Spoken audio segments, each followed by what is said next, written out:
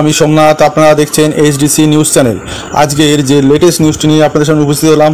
আপনারা জানেন যে গত 22 তারিখ কলকাতা হাইকোর্ট থেকে যে যুগান্তকারী রায় দিয়েছিল, তাতে সমগ্র পশ্চিমবঙ্গের প্রায় 26,000 শিক্ষকের কিন্তু চাকরি বাতিল হয়ে গেছিল। সেই কারণে তখন থেকেই তারা প্রায় অসহায় হয়ে পড়েছিল এবং সরকার থেকে বলা হয়েছিল যে তারা সুপ্রিম কোর্টে এসএলপি দাখিল করবে, অর্থাৎ হাইকোর্টে যে রায় দিয়েছে তার এগেনস্টে তারা সুপ্রিম কোর্টে যাবে।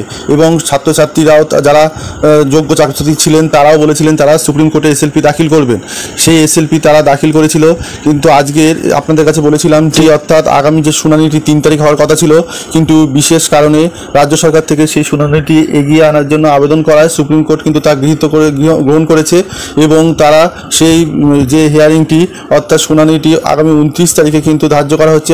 এসএলপিটি গ্রহণ করা হবে কি হবে না সেটি আগামী 29 তারিখে কিন্তু উঠছে সুপ্রিম কোর্টের মহামান্য প্রধান বিচারপতি মহাশয়ের টেবিলে কিন্তু উঠছে। কারা কারা থাকছেন আপনাদের সঙ্গে আমি শেয়ার করব। এরকম লেটেস্ট আপডেট পেতে হলে অবশ্যই আমাদের চ্যানেলটিকে লাইক, সাবস্ক্রাইব এবং বন্ধুদের সঙ্গে শেয়ার করবেন, তারাও যেন লেটেস্ট আপডেট সম্বন্ধে জানতে পারে। আপনারা দেখুন, এখানে আমি একটি লিস্ট আপনাদের সামনে স্ক্রিনে দেখাচ্ছি। এইটি দেখুন, এখানে উল্লেখ করা হয়েছে যে আগামীকাল যে সুপ্রিম কোর্টে কেসটি উঠছে সেটি কিন্তু এখানে পরিষ্কার দেখুন উল্লেখ করা রয়েছে যে 29 তারিখে কিন্তু এই কেসটি আপনার মহামান্য প্রধান বিচারপতির টেবিলে উঠছে। এবং আপনাদের আমি সেই সঙ্গে সুপ্রিম কোর্টের সাইটেও নিয়ে যাচ্ছি, সেই সাইটে নিয়ে আপনাদের আমি দেখাবো। তা চলুন সেই সাইটে যাই। দেখুন, আমি সেই সুপ্রিম কোর্টের সাইটে চলে এসেছি এবং সমস্ত ডাটা পূরণ করে এই সাবমিট অপশানে আমি ক্লিক করে দিলাম। দেখুন এখানে যে খুলে গেল সে ডেট, দেখুন ডায়েরি নম্বর এটা দেওয়া হয়েছে, অর্থাৎ আজকে কিন্তু 7:46 কিন্তু এটি আপলোড হয়েছে। আপনাদের সঙ্গে আমি পাওয়াতে আপনাদের সঙ্গে কিন্তু আমি এটি শেয়ার করে দিচ্ছি। দেখুন এখানে বলা হচ্ছে যে অনারেবল জাস্টিস কিন্তু চিফ জাস্টিস থাকছেন এবং অনারেবল জাস্টিস জিবি পাদ্রিওয়ালা এবং অনারেবল জাস্টিস মনোজ মিশ্র বেঞ্চে কিন্তু এই কেসটি উঠছে। 36 নম্বর সিরিয়ালে কিন্তু এই কেসটি দেওয়া রয়েছে। এখানে দেখুন আপনাদের কাছে আমি পরিষ্কার উল্লেখ, দেখুন 29/4/2024 কিন্তু এই কেসটি উঠতে চলেছে।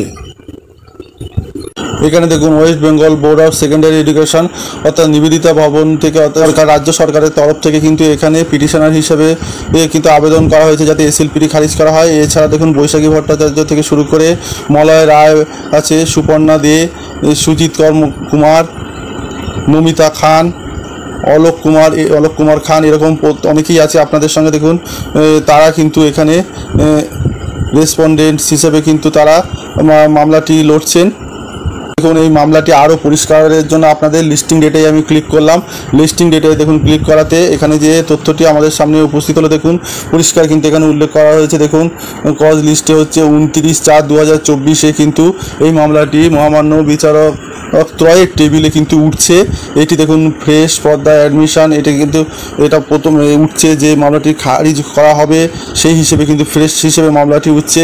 এবং এখানে জাজদের নামও কিন্তু দিয়ে দিয়েছে। আমি একটু আগে যে নাম কটা বললাম, চিফ জাস্টিস এখানে যেরকম আছেন এখানে দেখা যাচ্ছে। এছাড়াও জাস্টিস হিসেবে জেবি পাদ্রিওয়ালার নাম আছে, এছাড়াও অনারেবল জাস্টিস হিসেবে মনোজ মিশ্রের কিন্তু নাম রয়েছে। দেখুন এখানে লিস্টেডের হিসেবে কিন্তু এই মামলাটি যে উঠছে সেটি কিন্তু পরিষ্কার এখানে উল্লেখ করা আছে। দেখুন লিস্টেড বলে কিন্তু এখানে দেওয়া রয়েছে।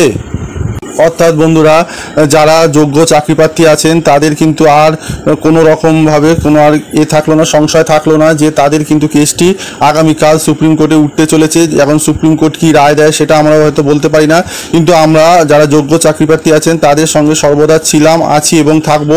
যারা অযোগ্য তাদের ক্ষেত্রে চাকরিটি বাতিল হলেও আমাদের কোনো সহানুভূতি থাকবে না, কিন্তু যারা যোগ্য চাকরিপ্রার্থী আছেন তারা যেন একজনেরও ক্ষতি না হয়।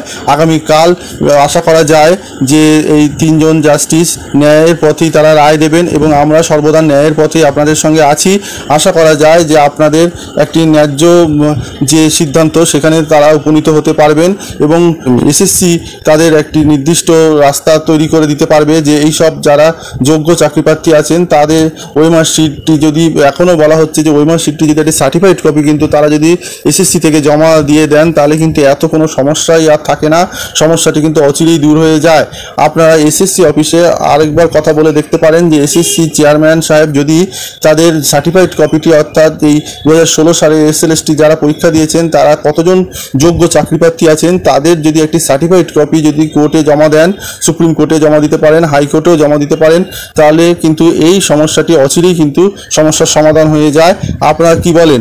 এই যে সমস্যাটি ঘটেছে এই সমস্যাটি সমাধান করার অন্য কোনো রাস্তা আপনাদের কাছে কি আর খোলা আছে? সুপ্রিম কোর্ট যা রায় দেবে আমরা সেটা অবশ্যই মেনে নেব, কিন্তু আমরা ব্যক্তিগতভাবে যারা এই এসএসসি চেয়ারম্যানের সঙ্গে যোগাযোগ করে যদি তার কাছ থেকে যদি একটি সার্টিফাইড কপি, অর্থাৎ যোগ্য ব্যক্তিদের যদি একটি সার্টিফাইড কপি পাওয়া যায় তাহলে কিন্তু এই সমস্যাটি আরও সমাধান করতে আরও তাড়াতাড়ি হবে বলে আমরা মনে করি। আপনারা কি বলেন? আপনাদের মতামত অবশ্যই আমাদের কমেন্ট বক্সে কমেন্ট করে জানাবেন। সবাই ভালো থাকবেন, ধন্যবাদ।